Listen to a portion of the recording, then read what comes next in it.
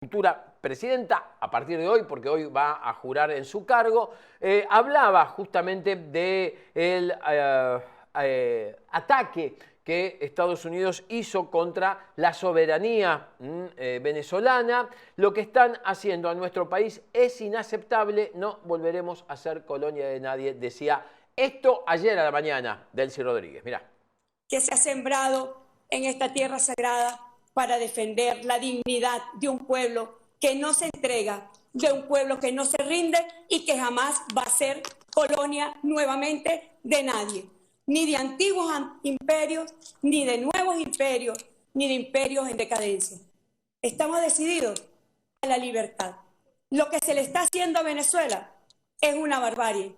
Sitiarla, bloquearla, es una barbarie que violenta todos los mecanismos del sistema de derechos humanos internacional, que violenta y configura delitos de lesa humanidad, que ningún bloqueo pretenda torcer la voluntad de este pueblo.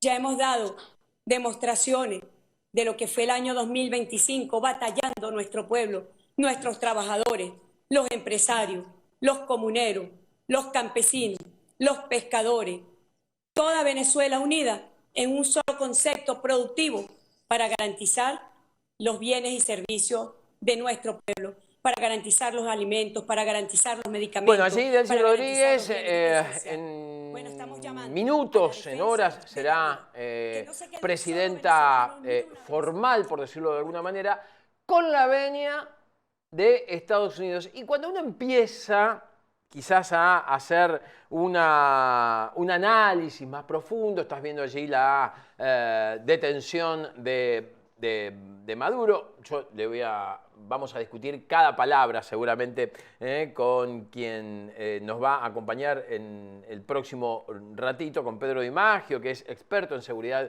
internacional. Quizás tengamos algunas visiones distintas, ¿no? Si bien yo no voy a decir fue un secuestro,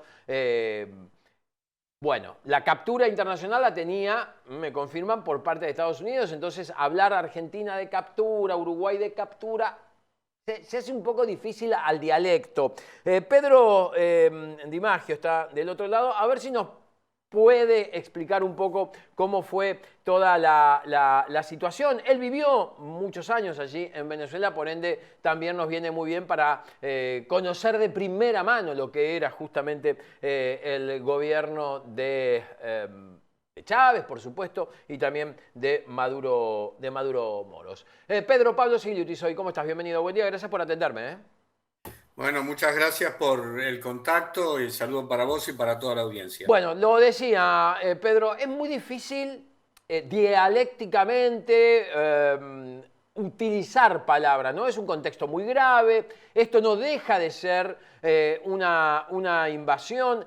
Después, digamos, la manera, las formas en las que se llevó adelante todo el operativo también es cuestionable por gran parte del mundo. Lo comentaba hace un ratito, Marine Le Pen, que de zurda izquierdista no tiene absolutamente nada, marcó la gravedad de lo que Estados Unidos hizo en Venezuela. Obviamente conocer tu opinión, por eso te hemos buscado, es muy importante y ver y saber tu visión de todo lo que ocurrió desde el día sábado, ¿no? Bueno, quizás desde el punto de vista del derecho internacional, y no soy abogado, quizás desde el punto de vista del derecho internacional no se hayan cumplido con los protocolos que se establecen, ¿no?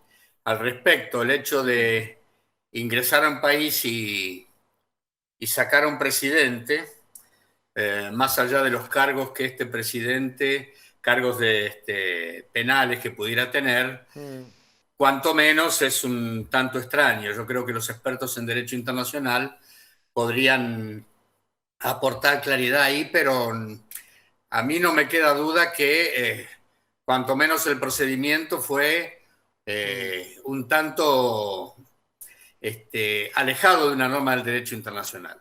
Eso por un lado.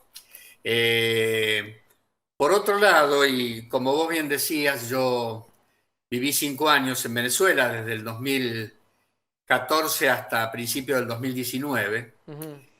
Y estos días he mantenido contacto con mucha gente de Venezuela y de distintos niveles socioeconómicos.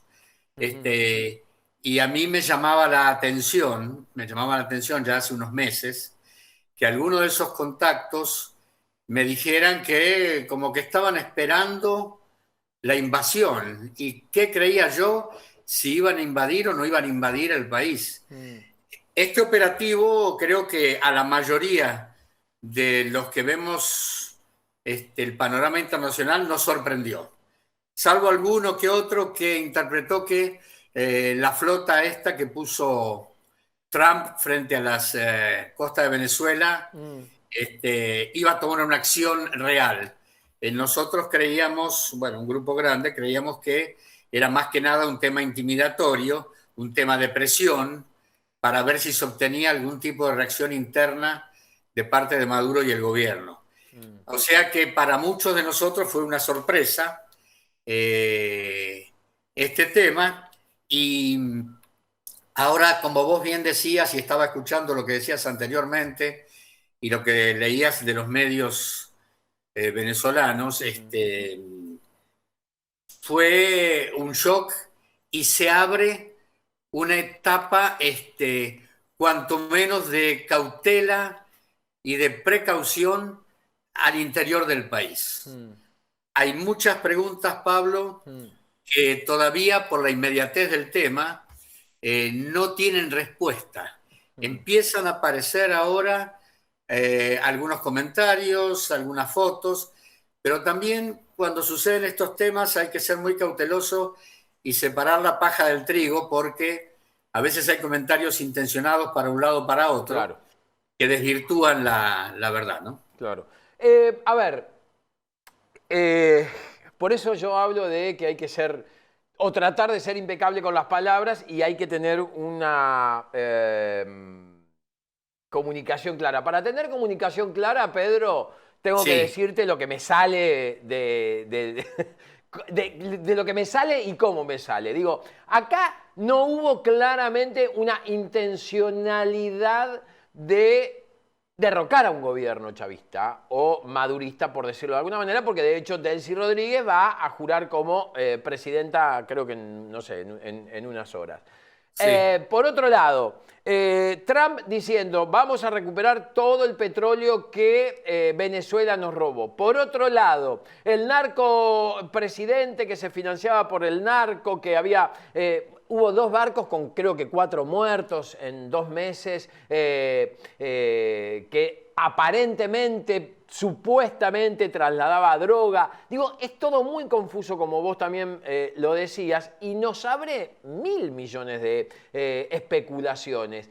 Estados Unidos, lo único que quiere es el petróleo. Estados Unidos negoció con China y Rusia también este ataque. Hoy veníamos en el auto pensando, las famosas charlas que hubo entre Trump y Putin. Tendrán que ver con, bueno, vos te quedás, Vladimir, con Ucrania, pero no me molestes a mí cuando invada Venezuela. Digo, son tantas las preguntas que surgen que realmente da para una charla muy larga, ¿no?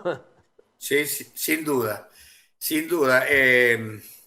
Yo creo, en cuanto a lo que vos decís de esta triangulación entre Trump, Putin y Xi Jinping, mi opinión personal, y todo lo que digo es muy, muy personal, es que sí, sin duda han habido conversaciones, han existido, y hay...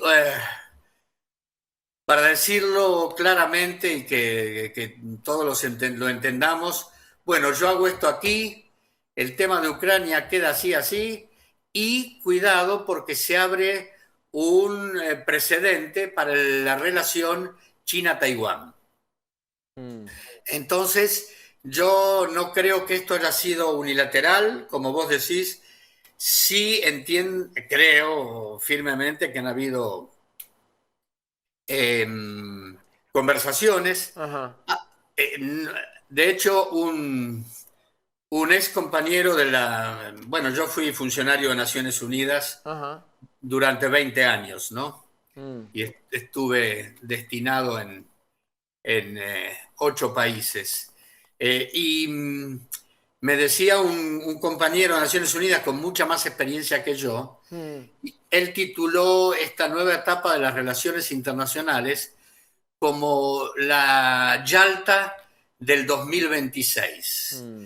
haciendo alusión a la reunión en Yalta después de la Segunda Guerra Mundial con Roosevelt, Stalin y Churchill. Ujú. Bueno, este compañero, como te digo, con mucha más experiencia, él titula estos reacomodamientos de la situación internacional, entre los cuales está esto que nos golpeó y nos choqueó y nos asombró, como el tema de la captura de Maduro, Mm. está inmersa en ese quizás nuevo rediseño. Está bien dicho captura, ¿no, Pedro? Porque él tenía pedido de captura por parte de la justicia estadounidense, o fue secuestro, como en algún momento dio a entender, entre otras, Cristina Kirchner, o fue destitución forzada. Ahí también hay un vacío, ¿no? Sí, hay controversia entre los Mm, términos que se pueden utilizar. Estados Unidos había emitido una orden de captura. claro. Este, em, Hay que ver en qué validez espacial tenía esa orden de captura. Este, y yo no soy una persona demasiado afín del centro a la izquierda, pero debo Mm, reconocer que entrar en un país y sacar a una persona mm. del nivel de Maduro, estemos o no estemos de acuerdo con Maduro, y después si querés te cuento un poco lo que yo viví en Sí, por Venezuela. supuesto es lo que más me interesa quizás, Pedro, Sí. pero está bien lo que estás diciendo. Yo te lo decía antes de comenzar la charla. Digo, Marine Le Pen no es claramente No, una referente de la centro-izquierda, ¿no? por Digamos, no supuesto, es por la supuesto. típica zurdita comunista, como se están utilizando ahora las palabras. Y claramente marcó también, ahora vamos a buscar el tuit, marcó claramente que esto es una violación abierta a los derechos de los países, ¿no? A la soberanía. Sí, los que estudian el derecho internacional y ven el tema de la Carta de Naciones Unidas, ahí tienen una clara respuesta a esto. Mm, Lo que sucede es que nadie esperaba que esto se llevara de esta manera. Si lo claramente. calificamos como captura o secuestro, bueno, podemos de esto creo que discutir, y a lo mejor no nos lleva demasiado a la sustancia del tema, cuál es que han ingresado a un país, sacado un presidente con determinadas acusaciones, y esto me retrotrae. Yo estuve en el golpe de Honduras en el 2009, Mm, estaba destinado ahí, y me acuerdo cuando lo sacan a Mel Zelaya en el avión, que se lo llevan creo que a Costa Rica. En ese momento el presidente Obama había dicho, yo no, sacar un presidente en pijamas desde un país no es lo que el derecho internacional espera, ¿no? mm. Pero bueno, Naciones Unidas, vos sabés que el órgano que maneja el tema es el Consejo de Seguridad. El Consejo de Seguridad tiene 15 miembros, 5 de los cuales son permanentes y con derecho a veto. Mm, Entonces, muchas veces las resoluciones de la Asamblea General, donde están representados los 193 países mm, del mundo, tiene poco efecto porque la decisión ejecutiva sobre determinados temas se las toma el Consejo de Seguridad, y muchas veces los países que tienen derecho a veto ejercen el veto, y tal o cual acción no se lleva a cabo por eso. Por eso hay que, creo que, entender un poquito más el panorama internacional, y a lo mejor en lo que yo te estoy diciendo encontrás un poco la respuesta a tu interrogante, si fue secuestro, si fue captura, y demás. Y en esto hay que escuchar a todas las voces, ¿eh? mm, También mm. hay que tener en cuenta en estas opiniones, como la de De Marine Le Pen. Sí, la hija de Jean-Marie Le Sí, Pen. Jean-Marie Le Pen. Ahí tenemos el Y, tuit, ahora lo vamos a poner mientras conversamos. bueno, y Es valorable, digo, es valorable que alguien de ultraderecha se pare en esa postura, ¿no? Claramente. sí, y ahí hay que tener en cuenta también la disputa que está teniendo Trump con Europa, Claro, ¿sí? claro. Que no es menor. No es menor esa disputa. Europa ha quedado en un cuarto nivel de las relaciones internacionales y Europa se niega a perder el poder que en un momento tuvo, ¿no? Seguramente. Si me permitís, Pedro, un segundito nada más. Vamos a correr la tanda, después la hacemos en un ratito. Pero el tuit o el X de Marine Le Pen, que es diputada francesa, dice: había 1000 razones para condenar al régimen de Nicolás Maduro, comunista, oligárquico y autoritario. Había impuesto un manto de opresión a su pueblo durante demasiados años, hundiendo en la miseria a millones de venezolanos cuando no los obligaba al exilio. Pero hay una razón fundamental para oponerse al cambio de régimen que Estados Unidos acaba de instaurar. Fíjate vos, ¿no? Digo, usan la misma palabra, régimen, en Venezuela. La soberanía de los estados nunca es negociable, independientemente de su tamaño, poder o continente. Es inviolable y sagrada. Los extremos, como en algún punto se tocan, porque hay una idea, un hilo conductor con lo que escribió Cristina también, ¿no? Renunciar hoy a este principio por Venezuela, por cualquier estado, equivaldría a aceptar nuestra propia servidumbre mañana. Claro, sin ninguna duda, y acá, digo, se festeja un poco, ¿no? Esta situación, digo, sobre todo los seguidores del presidente Milei. Hablo de nuestra tierra, ¿no? De nuestra Argentina.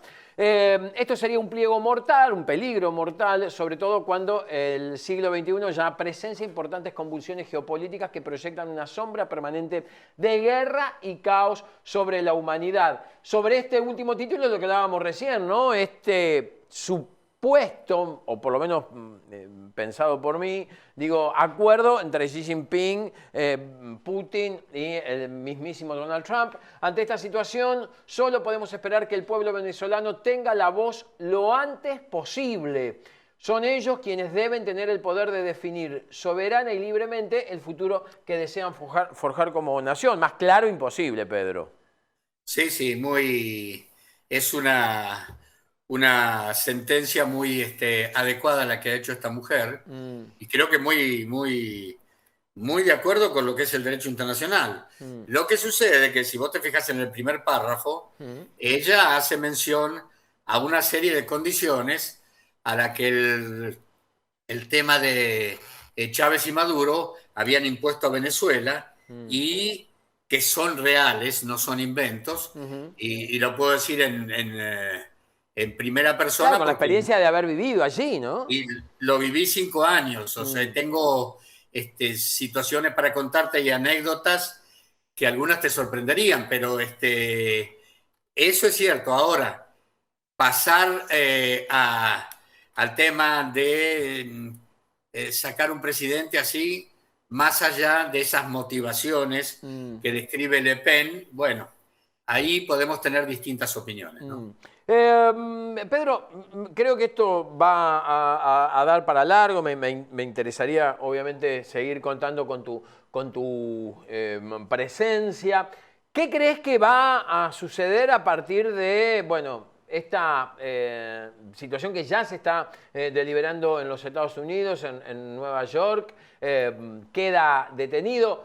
Hay mucha gente que también sospecha, ¿no?, del arresto tan fácil de Maduro. Digamos, llegó un helicóptero, lo agarró, más allá de las bombas y demás, que para muchos puede parecer una puesta en escena, lo agarró, lo subió al helicóptero y se lo llevó, así como quien se lleva un perro del otro lado de la reja de una casa. ¿Qué suponés que pudo o que va a pasar a partir de toda esta, o suponés, o tenés la certeza más que suposición, de lo que se viene para Venezuela? Digamos, hay expectativas de crecimiento.